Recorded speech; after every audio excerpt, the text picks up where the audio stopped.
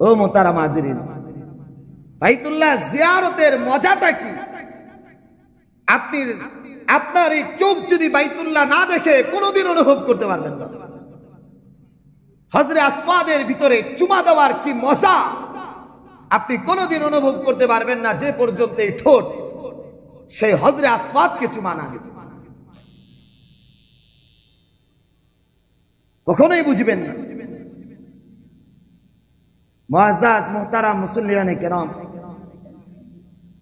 হজ এমন এক ইবাদত যেটার সাথে শুধুমাত্র আল্লাহ তাআলার সাথে সম্পর্ক থাকবে।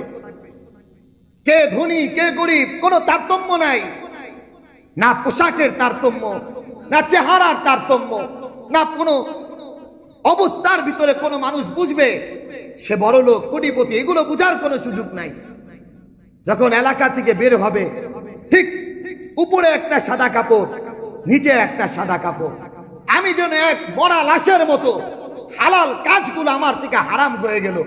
বিবির সাথে কথা বলা, বিবির সাথে সমস্ত যৌনাচার করা আমার জন্য হালাল, কিন্তু বাইতুল্লাহর জন্য ইহরাম পরার পর থেকে সব হারাম। আমার জন্য তো সুগন্ধি ব্যবহার করা হালাল সুন্নত, কিন্তু ইহরাম পরার পরে আর সুগন্ধি আমার জন্য জায়েজ নাই, হারাম হয়ে গেছে। চুল আশ্রানো তো বৈধ, আমার চুলগুলো যদি আশ্রয় একটু তেল দেয় এটা বৈধ, ইসলাম এটাকে হারাম করে নাই। কিন্তু আপনি ইহরাম পরার পরে না আপনি তেল দিতে পারবেন, না আপনি চুলটাকে আশ্রাইতে পারবেন। পাগল হয়ে গেছেন আপনি এখন, পাগল। পাগলের যেমন তেলের কোনো ধান্দা নাই, আশ্রানোর কোনো ধান্দা নাই। পাগল যেমন এক পোশাকে দৌড়াইতে থাকে, আপনি এক পোশাকের উপরে বাইতুল্লাহ জিয়ারতের যা চিৎকার করে বলতেছেন, লাব্বাইক আল্লাহুম্মা লাব্বাইক, লাব্বাইক লা শারীকা লাক লাব্বাইক, ইন্নাল হামদা ওয়ান নি'মাতা লাকা ওয়াল মুলক লা শারীকা লাক। আপনি যেন চিৎকার করে শুধু বলতেছেন, আল্লাহ আমার পোশাক ছেড়ে দিছি, ঘরটা ছেড়ে দিছি, বাড়িটা ছেড়ে দিছি, পরিবারটা ছেড়ে দিছি, বিবিরে ছেড়ে দিছি, আমার জীবনের এক সৌন্দর্য পরিপাটি থাকা সব ছাইরা দিয়া আমি পাগল হইয়া আপনার জন্য দৌড়াই গেছি। এটা হলো হজের মর্ম, এটা হজ। আপনি একেবারে পাগল।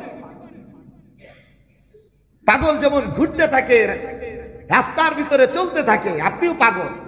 তোয়াফ করতেছেন, তোয়াফ করতেছেন, তোয়াফ করতেছেন, মাথায় টুপি নাই, মাথা খালি। আপনি কোটিপতি, কোনো পরিচয় নাই।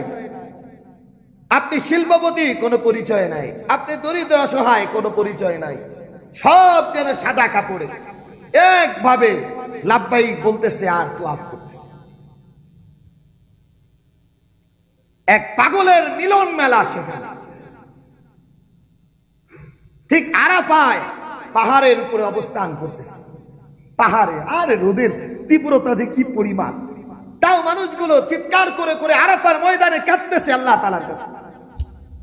আবার মুজদালিফায়, মিনায়, আবার কঙ্কর নিক্ষেপ, আবার বাইতুল্লাহর জিয়ারত। কেন এটা?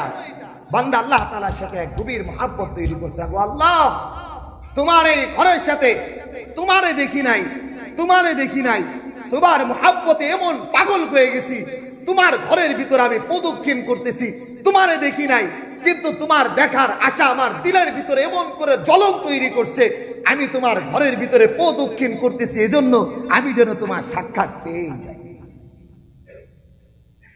মোহতারাম হাজিরিন, এই বাইতুল্লাহর অবস্থাটা এমন, এই ঘরের বাইতুল্লাহ আল্লাহ তাআলার ঘরের সাথে সম্পর্কটা এমন, দেখলেও সওয়াব পাবে, স্পর্শ করলেও সওয়াব পাবে, তাকায়া থাকলেও সওয়াব পাবে, তোয়াফ করতে থাকলেও সওয়াব পাবে। আল্লাহর ঘরটা এমন, শুধু বান্দা তাকায়া থাকবে, শুধু তাকায়া থাকবে বাইতুল্লাহ, আল্লাহ তাআলা ওই বান্দাকেও কমসে কম 10টা করে নেকি তার আমল নামার ভিতরে দিবেন। শুধুমাত্র তাকায় থাকবে, তবু সে সওয়াব পাবে। বাইতুল্লাহকে স্পর্শ করবে, তবু সে সওয়াব পাবে। বাইতুল্লাহকে তোয়াফ করবে, তবু সে সওয়াব পাবে। মজার এক জায়গাকে আল্লাহ তাআলা রেখেছে।